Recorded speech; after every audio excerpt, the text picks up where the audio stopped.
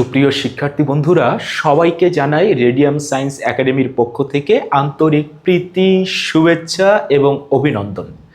আজকে আমরা আলবার্ট আইনস্টাইনের আপেক্ষিকতা তত্ত্ব সম্পর্কিত আরও একটি টার্ম দেখব। টার্মটির নাম হচ্ছে কাল দীর্ঘায়ন বা ইংরেজিতে বলা হয় টাইম ডাইলেশন। আমরা এই নামটির দিকে খেয়াল করি। দেখো, কাল দীর্ঘায়ন, কাল মানে হচ্ছে সময়, আর দীর্ঘায়ন মানে হচ্ছে দীর্ঘায়িত বলে মনে হবে, অর্থাৎ বেশি বলে মনে হবে। আমরা বোঝানোর সুবিধার্থে এই রকম দুটি প্রসঙ্গ কাঠামো নিয়েছি। এই মুহূর্তে এই প্রসঙ্গ কাঠামো দুটোই স্থির রয়েছে। এই স্থির প্রসঙ্গ কাঠামোতে একজন পর্যবেক্ষক বা অবজারভার রয়েছে, এই স্থির প্রসঙ্গ কাঠামোতে একজন অবজারভার বা পর্যবেক্ষক রয়েছে। এই প্রসঙ্গ কাঠামোতে একটি ঘটনা ঘটছে। ধরে নেই এইখানে দুই বন্ধু মারামারি করছে। কতক্ষণ ধরে তারা মারামারি করবে? ধরে নেই 5 মিনিট ধরে তারা মারামারি করবে। এবারে আমরা যদি এই পর্যবেক্ষককে জিজ্ঞেস করি, এই যে ঘটনাটি ঘটছে, এই ঘটনাটি অর্থাৎ দুই বন্ধুর মারামারি কতক্ষণ ধরে চলেছে, তখন সে বলবে যেহেতু এই ঘটনাটাও স্থির, কারণ এটা স্থির কাঠামো ছিল, কোনো বেগ এখনো আমরা দেইনি, তাহলে এই ঘটনাটাও স্থির, এই পর্যবেক্ষকও স্থির। সে স্থির থেকে ঘটনাটা অবজার্ভ করবে। সে বলবে তারা 5 মিনিট ধরে মারামারি করছে, অ্যাকচুয়াল টাইমটাই দেখবে, প্রকৃত টাইমটাই দেখবে। আবার এই অবজারভারকেও যদি জিজ্ঞেস করা হয় যে তারা কতক্ষণ ধরে মারামারি করেছে, সে বলবে ওই ঘটনাটাও তো স্থির, আমিও স্থির, মানে স্থির থেকে সে দেখবে, কোনো আপেক্ষিকতা কাজ করবে না।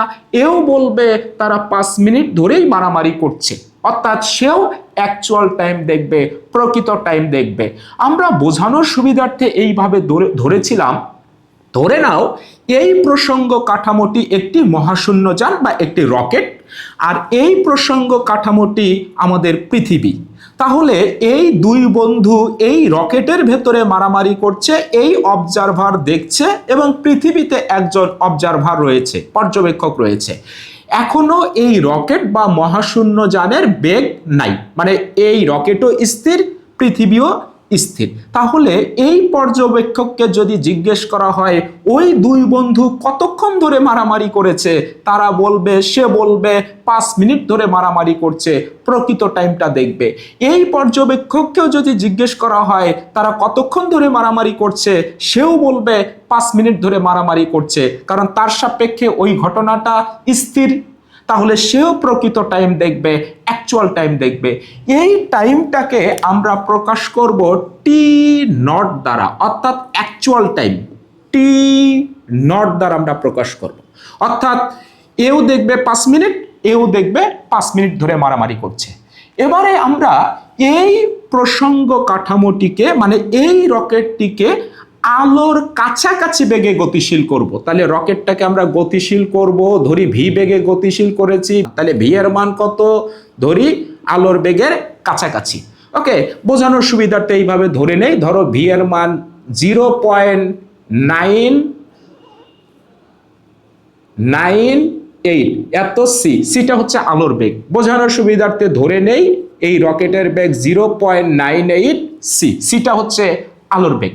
তাহলে এবার এই প্রসঙ্গ কাঠামোটি, মানে এই রকেটটি বা মহাশূন্যযানটি আলোর বেগের কাছাকাছি বেগে এটা গতিশীল রাখতে হবে। বলতো এত বেগ কি অর্জন করা সম্ভব? না। আমরা জানি বর্তমানে রকেটগুলোর বেগ ধরো 11,200 মিটার পার সেকেন্ড, ধরো মুক্তি বেগের সমান 11,200 মিটার পার সেকেন্ড। আর আলোর বেগ তো হচ্ছে 3 × 10⁸ মিটার পার সেকেন্ড, অর্থাৎ আলোর বেগের চাইতে আমাদের বাস্তবিক বা আমরা প্র্যাকটিক্যালি যে বেগ অর্জন করতে পারি তার মান অনেক অনেক কম। তাহলে এই রকম বেগ অর্জন করা সম্ভব না। এই পরিমাণ বেগ অর্জন করতে গেলে যে পরিমাণ জ্বালানি দরকার, এই জ্বালানির আমাদের যোগান নেই, এবং এই রকম বেগ অর্জন করতে গেলে এই বস্তুটার ভর অনেক অনেক কম হতে হবে, অর্থাৎ শূন্যের কাছাকাছি হতে হবে। এমনটা হওয়ারও সম্ভাবনা নাই। তার মানে কোনো বস্তুর বেগ আমরা আলোর বেগের কাছাকাছি বেগ অর্জন করতে পারবো না। তাহলে যেহেতু পারবো না, তাহলে আমরা যে বিষয়টা পড়তেছি অর্থাৎ টাইম ডাইলেশন বা কাল দীর্ঘায়ন পড়তেছি, এটা কি প্র্যাকটিক্যালি প্রমাণ করা যাবে? না, প্রমাণ করা যাবে না। যদি এই রকম বেগ কখনো অর্জন করা সম্ভব হয়, তাহলে আমরা এই ঘটনাটি ফিল করব বা অবজার্ভ করতে পারবো বা পরীক্ষালব্ধভাবে প্রমাণ করতে পারবো। তাহলে আমরা যা করতেছি সব থিওরিটিক্যালি প্রমাণিত, প্র্যাকটিক্যালি নয়। তাহলে ধরে নেই এই প্রসঙ্গ কাঠামোটি অর্থাৎ এই রকেটটি আলোর বেগের কাছাকাছি বেগে গতিশীল, 0.98c বেগে গতিশীল। এবারে এই পর্যবেক্ষককে যদি জিজ্ঞেস করা হয় এবার এরা কত সময় ধরে মারামারি করছে, তখন সে বলবে এই ঘটনাটার বেগত হচ্ছে 0.98c আর আমার বেগত 0.98c, মানে এর সাপেক্ষে এই ঘটনাটা স্থির ঘটেছে। সে বলবে 5 মিনিট ধরেই মারামারি করছে, অর্থাৎ সে অ্যাকচুয়াল টাইমটি দেখবে, টি নট দেখবে 5 মিনিট। একেও যদি জিজ্ঞেস করা হয় সে বলবে 5 মিনিট ধরে মারামারি করছে, অ্যাকচুয়াল টাইমটা দেখবে। কিন্তু এবার এই পৃথিবীর সাপেক্ষে এই রকেটটি তো আলোর বেগের কাছাকাছি বেগে গতিশীল, তাহলে এর সাপেক্ষে এই ঘটনাটি, এই ফ্রেমটি আলোর বেগের কাছাকাছি বেগে গতিশীল। তাহলে একে যদি জিজ্ঞেস করা হয় এরা এবার কত সময় ধরে মারামারি করছে, বলতো এ তো একই জায়গায় ঘটনাটা ঘটতে দেখবে, এর কাছে কি এই ঘটনাটার কি কোনো স্থান চেঞ্জ হবে? না।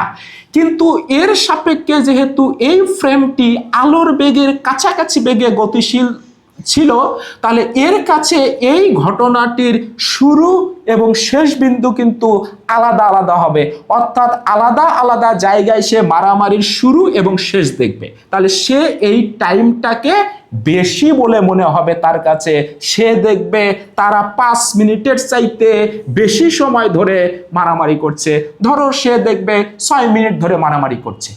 তাহলে এই যে ঘটনাটা, এটার নাম হচ্ছে কাল দীর্ঘায়ন। আবার বলছি, যদি এই রকম বেগ অর্জন করা যেত তাহলে এটা আমরা বাস্তবিক অর্থে প্র্যাকটিক্যালি আমরা এটা ফিল করতে পারতাম, প্রমাণ করতে পারতাম, কিন্তু এখন শুধু থিওরিটিক্যালি প্রমাণিত। তাহলে এর সাপেক্ষে তারা দেখবে বেশি সময়, তাহলে এই পর্যবেক্ষক দেখবে তারা বেশি সময় ধরে মারামারি করছে, ধরে নেই তারা 6 মিনিট ধরে মারামারি করছে। তাহলে বলো তো এই 6 মিনিটকে আমরা কি বলবো? আপেক্ষিক টাইম টি, অ্যাকচুয়াল টাইমকে টি নট আর আপেক্ষিক টাইমকে টি দিয়ে প্রকাশ করব। তাহলে সে দেখবে, এই গতিশীল পর্যবেক্ষক দেখবে তারা 6 মিনিট ধরে মারামারি করেছে। এই যে ঘটনাটা, এইটাকে আমরা বলবো কাল দীর্ঘায়ন বা টাইম ডাইলেশন। তাহলে সংজ্ঞাটা আমরা কিভাবে দেব? দেখো একটু জিনিস খেয়াল করো, এ কিন্তু হচ্ছে আমার গতিশীল ফ্রেমের মধ্যে রয়েছে আর এ কিন্তু স্থির ফ্রেমের মধ্যে রয়েছে, কিন্তু এই ঘটনাটা কিন্তু এই পর্যবেক্ষকের সাপেক্ষে স্থির আর এই ঘটনাটা কিন্তু এই পর্যবেক্ষকের সাপেক্ষে গতিশীল। তাহলে আমরা সুন্দর করে এইভাবে সংজ্ঞা দেব, স্থির কাঠামোর কোনো পর্যবেক্ষকের নিকট কোনো ঘটনার সময়ের চাইতে গতিশীল কাঠামোর কোনো পর্যবেক্ষকের নিকট ওই ঘটনার সময়কে বেশি বলে মনে হয়, একে কাল দীর্ঘায়ন বা টাইম ডাইলেশন বলে।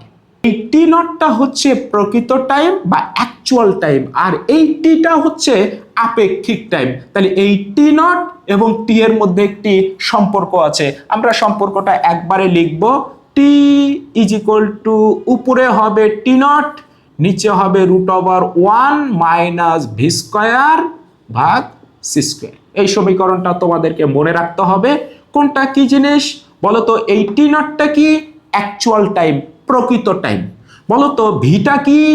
যে বেগে ওই মহাশূন্য যানটা গতিশীল ছিল। সিটা কি? আলোর বেগ। টিটা কি? আপেক্ষিক টাইম। তাহলে বলতো টি বড় না টি নট বড়? এই আপেক্ষিক টাইমটা বড়। তাহলে আমরা লিখতে পারি টি গ্রেটার দ্যান টি নট। এইভাবে এই ফ্রেমের বেগ মানে এই রকেটের বেগ মানে মহাশূন্য যানের বেগ যত বৃদ্ধি পেতে থাকবে, মানে আলোর বেগের কাছাকাছি যেতে থাকবে, তত কিন্তু এই ঘটনার সময়টাকে এ বেশি বলে মনে করবে, বেশি দেখবে। তার মানে ভি এর মান যত বেশি হবে এই টি এর মানও কিন্তু তত বেশি বলে মনে হবে। এইভাবে বেগের মান বাড়তে বাড়তে যদি ভি এর মান আলোর বেগের সমান হয়, যদিও কিন্তু সমান করা সম্ভব না, কারণ আলোই সবচাইতে দ্রুত গতি সম্পন্ন কণা। আলবার্ট আইনস্টাইনের আপেক্ষিকতা তত্ত্বের এটা মূল ভিত্তি যে এমন কোনো কণা বা বস্তু নাই যার বেগ আলোর বেগের চাইতে বেশি হওয়া তো দূরের কথা, আলোর বেগের সমানও হতে পারবে না। অর্থাৎ আলোই সবচাইতে দ্রুত গতি সম্পন্ন কণা, আর বাকি সমস্ত বস্তুর বেগ হবে আলোর বেগের চাইতে কম। তাহলে যদি কখনো ভি এর মান সি এর মানের সমান হয় তাহলে কি হবে? টি এর মানটা, টি এর মান হবে, দেখো ভি এর জায়গায় আমরা সি বসাবো, সি স্কোয়ার ভাগ সি স্কোয়ার, 1 হবে 1 মাইনাস 1, 0 হবে, 0 বর্গমূল 0 হবে, সামথিং বাই 0 ইনফিনিটি হবে। অর্থাৎ ওই ঘটনার সময়কে অসীম বলে মনে হবে। তাহলে তোমরা বলো তো, এই স্থির কাঠামোর চাইতে এই গতিশীল কাঠামোতে কোনো একটি ঘটনার সময়কে কম বলে মনে হবে? অর্থাৎ স্থির কাঠামোর ঘড়ির চাইতে গতিশীল কাঠামোতে ঘড়ি ধীরে চলবে। আমরা এই মহাশূন্য যানটার বেগ ধরেছি 0.98 সি। তাহলে এই মানগুলো আমরা একটু এইখানে বসিয়ে দিয়ে টি এবং টি নটের মধ্যে আমরা সম্পর্ক বের করব। দেখো তো এইখান থেকে আমরা কি লিখতে পারি? টি ইজ ইকুয়াল টু উপরে হবে টি নট, নিচে হবে √1 মাইনাস, বলো তো ভি এর মান কত? 0.98 এত সি। ওকে, আর আমার নিচেও ছিল সি। সি বলো তো দুটোর উপরে স্কোয়ার আছে, আমরা একটু স্কোয়ার দিয়ে নিলাম। ওকে, এবার এই সি সি কেটে যাবে। আমরা যদি এইখান থেকে ক্যালকুলেশন করি এইটুকুর মান বের হবে 5, তাহলে এই মানটা হবে 5 টি নট। তাহলে এইখান থেকে কি বোঝা যায়? অর্থাৎ যদি এই ফ্রেমের মধ্যে এই পর্যবেক্ষক কোনো ঘটনার সময় টি নট দেখে, আর যদি ফ্রেমটা এত বেগে গতিশীল হয়, তাহলে এই পৃথিবীতে অবস্থিত কোনো পর্যবেক্ষক ওই ঘটনার সময়কে দেখবে 5 টি নট। অর্থাৎ এই কাঠামোতে যদি সময়টা যদি হয় ধরো 1 সেকেন্ড, এ দেখবে 5 সেকেন্ড। এ যদি দেখে 10 বছর, তাহলে এ দেখবে 50 বছর, 5 গুণ বেশি সময় দেখবে। যদি এইখানে কোন একটা ঘড়িতে একটা টিক হয়, টিক দেয়, ওই সময়ে এইখানে অবস্থিত কোনো ঘড়িতে সে 5টা টিক শুনতে পাবে। অর্থাৎ এখানে 1 সেকেন্ড সময় অতিবাহিত হলে এখানে 5 সেকেন্ড সময় অতিবাহিত হবে। তাহলে এই ঘড়ির চাইতে এই ফ্রেমের ঘড়িতে সময়টা কম দেখাবে, অর্থাৎ ধীরে চলবে।